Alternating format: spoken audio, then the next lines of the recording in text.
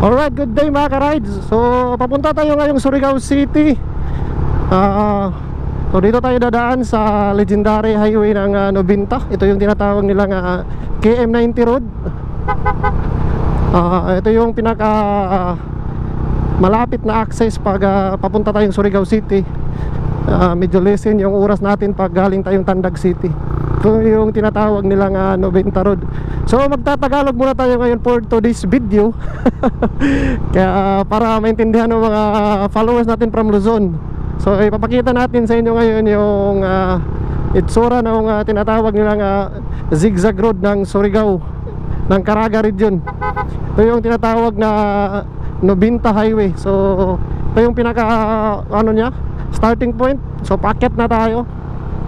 And makikita naman natin yung view. Grabe yung ganda dito pag naabutan mo yung sunrise. So papakita natin sa inyo para doon sa mga gustong pumasyal ng Surigao del Sur, going to Surigao del Norte. Ito yung itsura ng tinatawag nilang 90 highway dito sa part ng Caraga region. So makikita naman natin medyo pula yung mga lupa. Ganda ng view dito. So careful lang tayo dito kasi maraming mga ongoing repair. Tulad ng ganyan, no?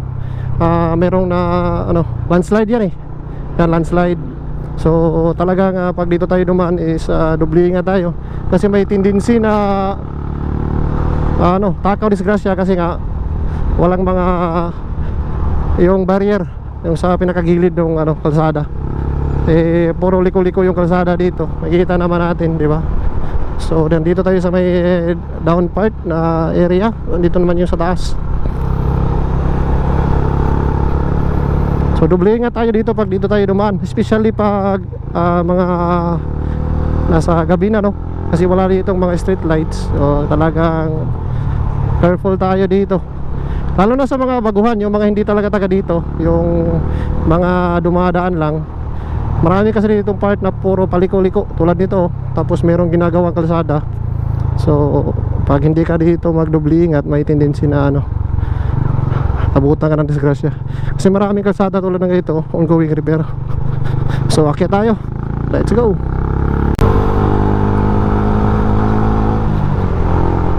Yan, pag galing kang Tandag City, pagpapunta ka ng Surigao, ito yung pinaka the best way. Kasi kaya mo siyang kunin ng almost 1 to 30 minutes lang, 1 hour to 30 minutes pag galing kang Tandag. So depende naman yun sa takbo ng motor. So makikita natin ganda ng view, guys. Woo!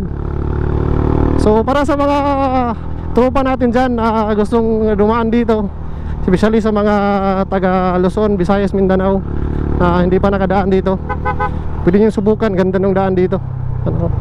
So makikita nyo sa vlog natin, okay naman yung daan. So wala naman siyang mga lubak-lubak. So talagang careful lang tayo dito kasi mayroong tendency na ma-overshoot tayo kasi nga puro paliko-liko yung daan. Ganda ng view, guys. Kita nyo yan.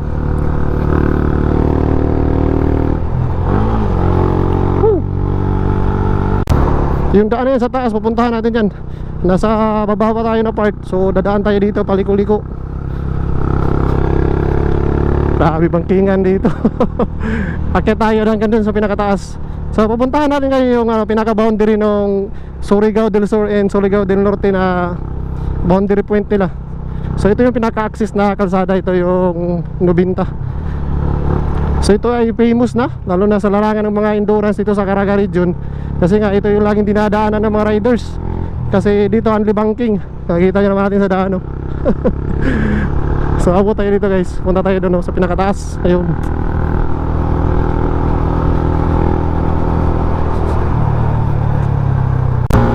Akyat na naman tayo, guys. Akyat. Woo! Grabe overlooking dito. Ganda.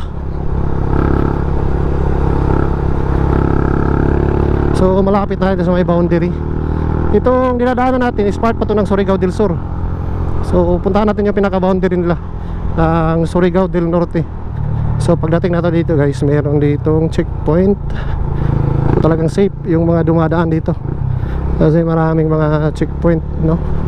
Shoutout sa mga tropa nating kapulisan dyan sa Maneuvers Company. Yun, oh, grabe ganda ng daan. Right, grabe. Ganda ng daan guys. Let's go. Yun oh, kita nyo yung daan na yan. Grabe, ganda. So ito yung pinaka-dabis dito kasi super fresh pag dito ka dumaan. Shout out.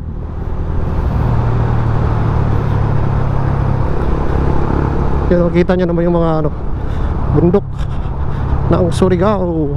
Let's go.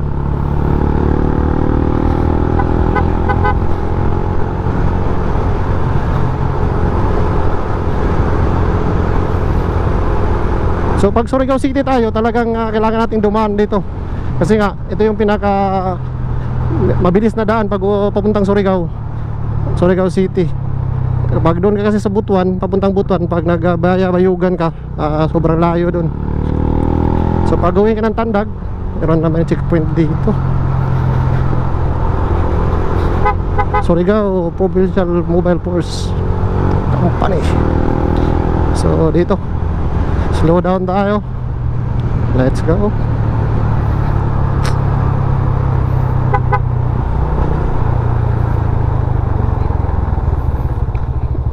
Okay. Okay. Sa gunto itong kansyon. Okay. Yun o, kita nyo na yung ganda. So malapit na tayo sa may pinaka-boundary nila.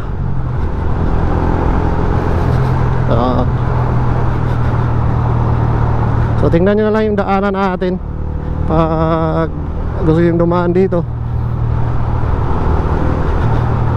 So kinuha natin ito ng video para dun sa may mga gustong dumaan dito puntang Surigao, yung mga first timer pa. So meron kayong basis kung ano kaganda yung daan dito. Ang time check natin is 7 AM. So ito yung view pag mga 7 AM kayo dadaan dito. Ano? Woo!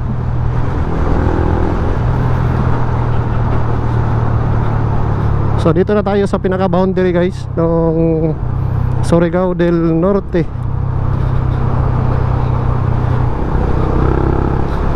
Yan o. Ganda ng daan talaga dito. Kaya maraming riders na gusto dito talaga dumadaan pag nagra-rides. Fresh kasi. Tapos ganda ng daan.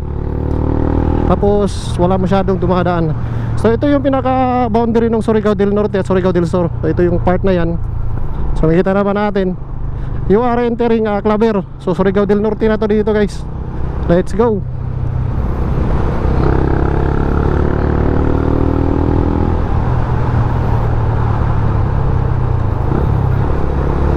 Ganda ng view. Kita nyo yan.